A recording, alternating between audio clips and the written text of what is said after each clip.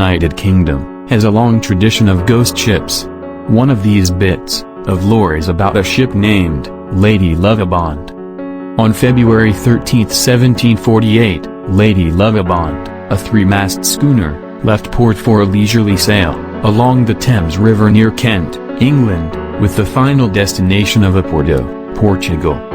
Captain Simon Reed had just been married, and brought his new wife, Annetta, with him for a honeymoon voyage. It has to be noted that, in the mid-1700s, superstitions were quickly spread and easily believed. One such superstition referred to sailing ships. It was believed that it was bad luck for a woman to be on a ship as it sailed. The crew were below decks, celebrating with the newlyweds, except for the boatswain and first mate, John Rivers.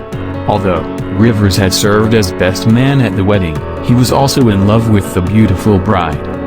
The more he thought of her, the more jealous he became, until finally, unable to bear his anger any longer, he took action. The ship was passing a notorious stretch of the English Channel called the Goodwin Sands.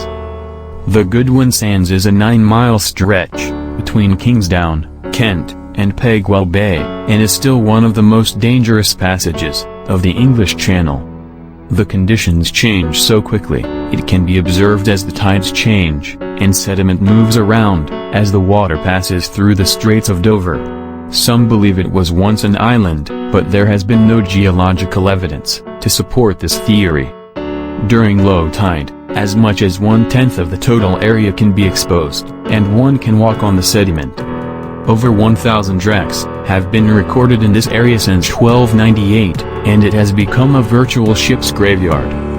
Frequently, when ships attempt to sail through at high tide, the sediment quickly moves about, and sucks the ship down into the sands, with the stern only partially supported. This breaks the ship's back, rendering it unable to sail. Once the tide comes back in, the entire ship is engulfed, with great loss of life.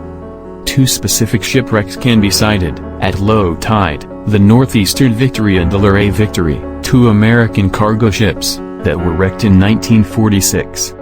As the Lady Lovibond passed through the area, Rivers attacked the boatswain, and took over the ship. He intentionally steered the ship onto the Goodwin Sands, destroying the ship, and killing everyone aboard.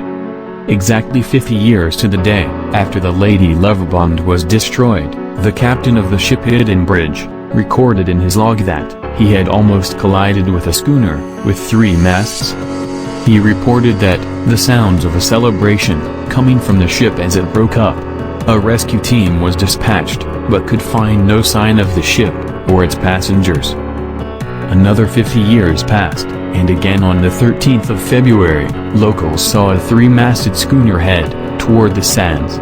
Again, no evidence of wreckage was found. In 1848 the same ship was reported to have been seen, breaking up in the very same area, with no shipwreck in sight. The last report was filed in 1948, by Captain Bull Presswick. He was convinced that he saw an actual ship that was described as the Lady Lovibond, but was surrounded by a green glow as it entered the sands.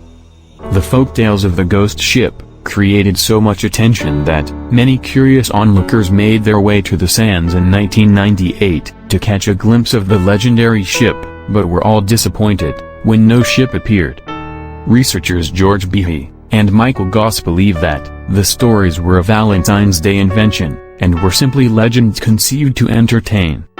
Were the tales made up just to entertain the gullible, or were the reports made by people who actually believed they saw the Lady Lovibond on its way to its watery grave every 50 years? But the real faith of it is still unknown. It is still an unsolved mystery.